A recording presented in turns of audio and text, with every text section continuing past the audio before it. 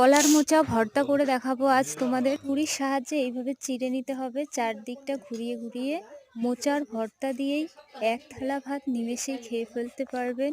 আমার তো খুব ভালো লাগে, তোমাদের কেমন লাগে অবশ্যই কমেন্ট করে জানাবে।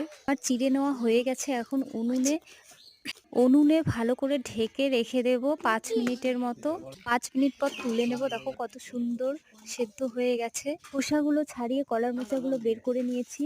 লবণ, কাঁচা পেঁয়াজ, শুকনো লঙ্কা দিয়ে চটকে তেল দিয়ে মেখে, শুকনো লঙ্কা কাঁচা পেঁয়াজ ভালো করে তেলের সঙ্গে মিক্স করে এবার মোচাটাকেও ভালো করে মেখে নিতে হবে। গরম ভাতের সঙ্গে খুব ভালো লাগে খেতে। আমি গরম গরম 2 হাতা ভাত নিয়ে নেব। আগে কলার মোচা ভর্তাটা দিয়ে খেয়ে নেব, তারপরে এই কাঁচা কলা সেদ্ধটা মেখে শেষের দিকে খাবো। তোমাদের কেমন লেগেছে অবশ্যই কমেন্ট করে জানাবে।